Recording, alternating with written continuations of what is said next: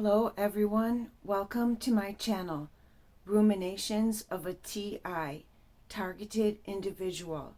Shout out to Tina Plackinger for being inspirational to me, and to Zeph Daniels for his profound work on gang stalking, and to Rumi for his great philosophical work and beautiful writing and poetry, his Rumi Nations.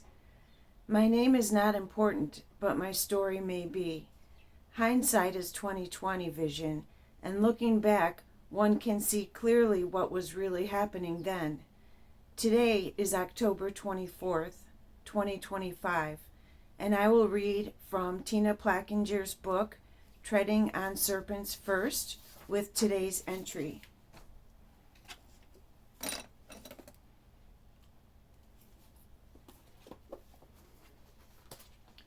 Where there is an absence of love, there is an absence of truth.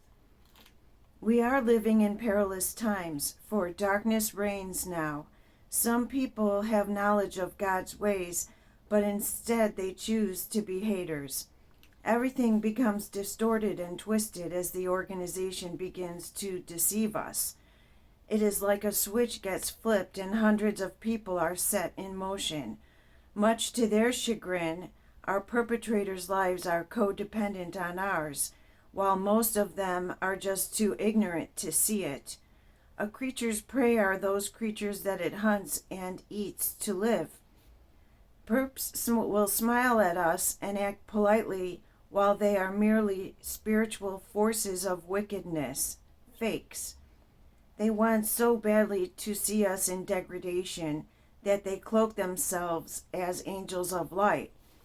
Having wisdom will help us to avoid becoming caught in their evil plans, but not always. Various street gangs will take part in what they call gang games.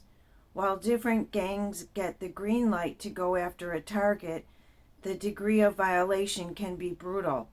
But the target is only a means to win and is not regarded as a person. The nastiest perps are those who smile while they poison their prey just to gain a few points. It is comparable to two teams playing a heated basketball game while using the TI as their ball. God, it is because I belong to you that I live under your supernatural shadow of protection. Okay, thank you, Tina Plackinger, for treading on serpents. Today I want to talk to you about something that I've been quiet about for quite a while now. Frankly, I've been afraid to talk about it. However, I am practicing faith over fear every day, every minute, and every second. So here it goes. Back in 2019, I was hit with an eminent domain lawsuit against the property for which I am the trustee for. The village, along with the Illinois Department of Transportation, were seeking to make a right turn lane in the street and use the land to widen the street for that turn lane. I was advised by attorneys not to argue against it, but rather to maximize the amount of money paid, since the taking was imminent and the fighting would only cost extra time, extra money, and we would lose anyways. After 3 or 4 attorneys and trying to get an accurate survey and title for the land, and the judge in the courtroom being changed, the case was being heard in the Daly Center in Cook County, Chicago via Zoom because it was COVID-19 in 2019 and then going into 2020. Without being sidetracked with another matter, that being an entire lot of land that was stolen during this proceeding, I want to focus in on the matter of weaponizing the entire judicial system and making a complete mockery of the court. So it seems I am not the first person to be dragged through the probate court for 18 years and brought to hearings on every Christmas Eve, on New Year's Eve, on my birthday, etc., purposefully to wear me down, disintegrate me virtually, make me into mashed potatoes. It is a systematic and intentional beating down of the person with lies and manipulations and psyops. For years during the court case and before that and during and after, I would search the Recorder of Deeds office because I knew I was missing something and I didn't know what it was. I knew I was being deceived and I didn't know why. How could all these professional people with badges, licenses, certificates, degrees, and robes all be conspiring and lying to me? What for? For money, for land, for profit. So when I was digging at the Recorder of Deeds office, I would order documents that were so old they were no longer housed in the location, and it would take weeks to have someone go to the warehouse, retrieve the document, bring it back, so I would wait and I would pay the extra money needed to get these documents. I needed proof that something was wrong and what it was. So I was digging. Literally, when I ordered a document from the office downstairs in downtown Chicago, where the Recorder of Deeds office is next door to the Richard J. Daley Center, I would be waiting upstairs for the document, and then someone would get a call and they would destroy the document. They would give me a different document and say, "This is the same document." And I would say, "No, it's not the right document. It's not the one I ordered. It's not the same document number." And the document number that I ordered would then mysteriously disappear. So I wondered why is all this happening to me? And then I realized it's not just happening to me. It's happening to a whole lot of other unfortunate people who are getting mercilessly dragged through the court only to be stolen from, lied to, manipulated, and deceived.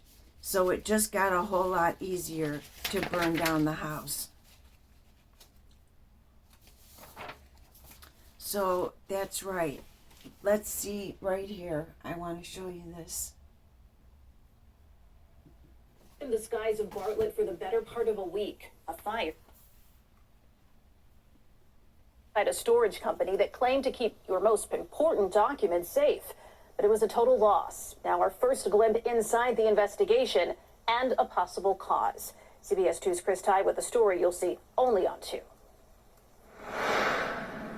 It was a frigid stretch of February. This fire lasted 5 days. This is where items kept under lock, key, and a promise of security were kept. 250,000 square feet of the vital and the invaluable, now rubble. So how did this happen? For the first time, and only on 2, we have some answers. It was so hot, the fire appeared on weather radar sweeps of Bartlett. Hoses pumping 2,000 gallons a minute, no match for the structure lined floor to ceiling with boxes of vital documents and Access Records Management, a company promoting highly secure, climate-controlled, and fire-protected facilities. In a statement today, Access telling CBS 2 they're working with clients to get answers, but can't comment on the fire since it's an ongoing investigation.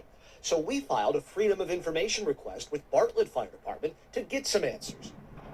This investigation report says the morning of February 3rd, there was a contractor there to fix a heater. An eyewitness saw a spark come from the general area of a unit heater. The rooftop unit was almost directly over the unit heater, the report says. Eyewitnesses tell Bartlett Fire the contractor switched something on that kind of made a spark. It sounded like it was kind of like a good thing, like the heater came back on or something. And then in a matter of seconds, flakes just lit up on fire, almost like it was an explosion. Sprinklers did go off over the area where the fire started, but it actually turned off quickly, according to the report. While the outline of what happened that morning is made clear by this report, the investigation lists the fire cause as undetermined. All that's left now, these charred remains of items people cared so much about, they paid for their storage. Earlier this week, over 100 investigators and inspectors from insurance companies were here before the big payouts begin. The fire chief out here says he does not, at this point, believe it was suspicious. In Bartlett, Chris Ty, CBS. So why not just burn the place to the ground? They did. They went scorched earth on the Cook County Recorder of Deeds warehouse. Anyone now trying to prove they owned something or something was misdeeded, good luck with that.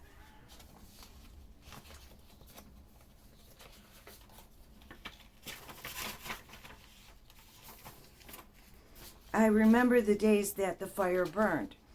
I could smell the smoke 100 miles away.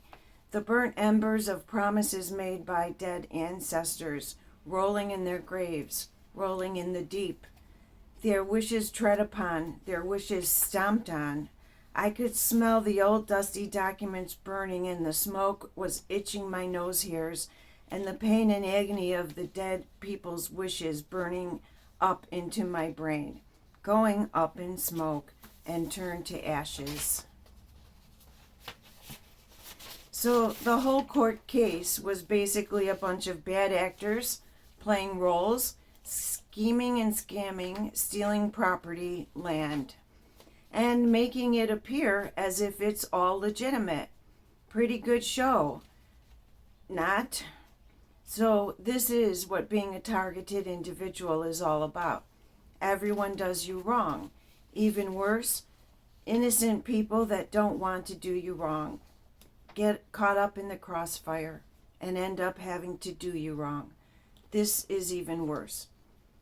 Are you being mistreated, manhandled, abused, lied to, gaslit, photographed, videotaped, noise harassed, followed, surveilled in your own home by everyone everywhere you go for no apparent reason?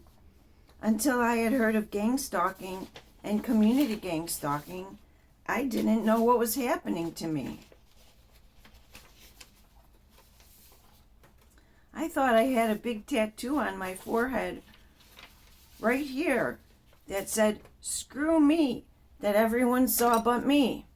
Well, guess what? I do have it, and I'll wear it like a badge of honor. Thanks for watching. See you next time. Please like, subscribe, share, comment. More videos to come. Peace out.